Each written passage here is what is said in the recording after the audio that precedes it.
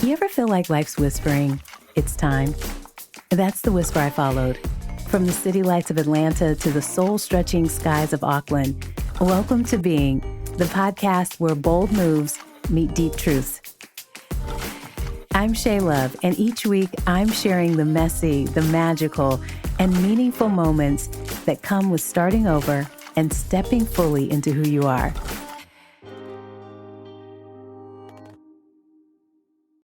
In this episode of Being, I'm talking about gratitude, real gratitude, the kind of practice in the middle of change, distance, and new beginnings.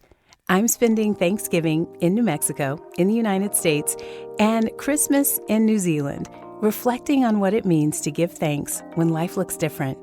Because even when it's hard, gratitude has a way of grounding us.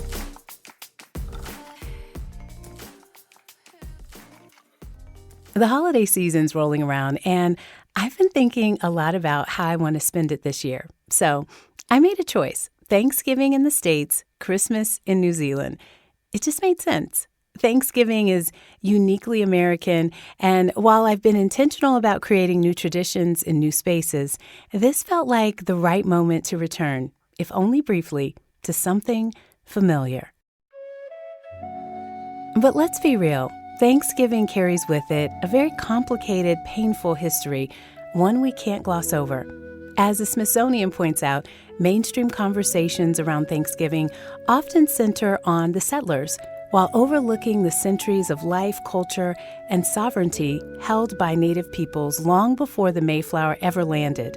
Colonization didn't just bring new customs, it brought disease, displacement, and even death.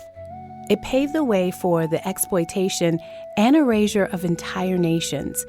And being in New Mexico for the holiday, surrounded by landscapes rich in indigenous presence and power, I can't help but reflect on that history, especially knowing how closely it mirrors the colonization that unfolded in Aotearoa, New Zealand.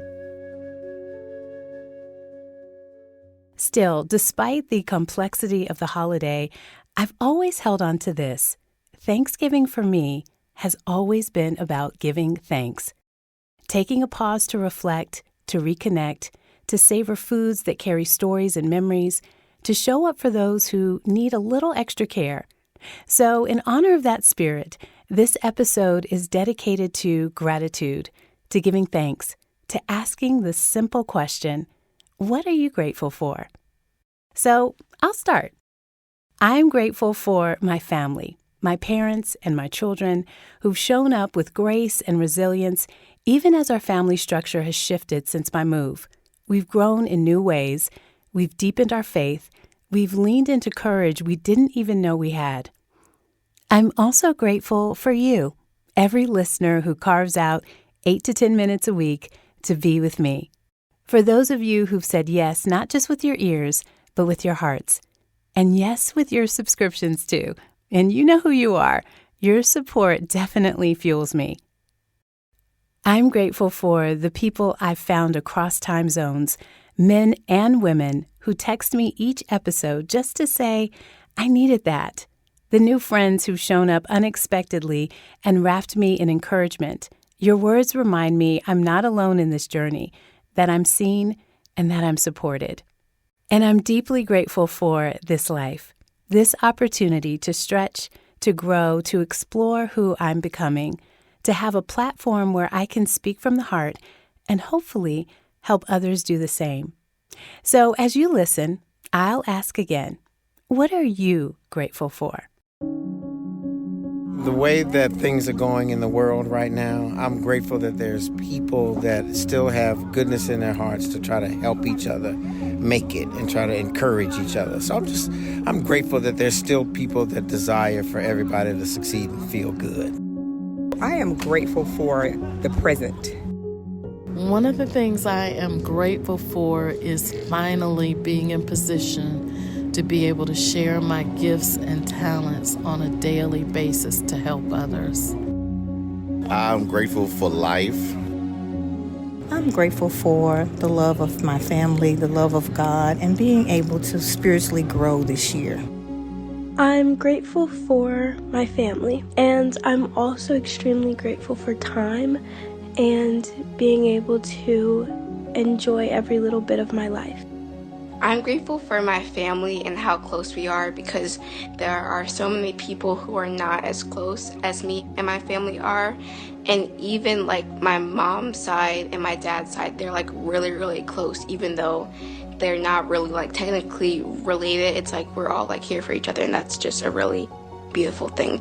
I'm grateful for life. I'm grateful to have the spirit of generosity.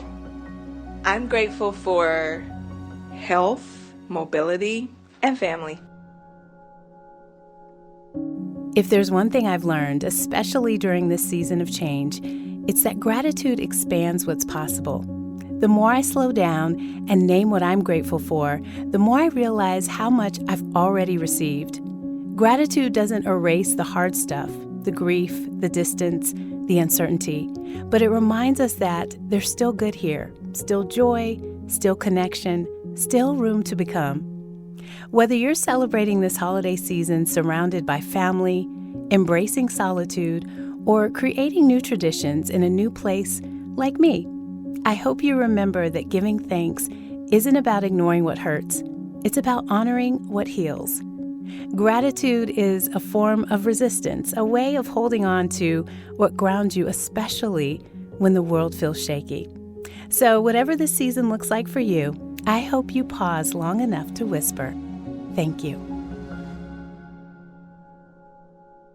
You've been listening to Being from Atlanta to Auckland.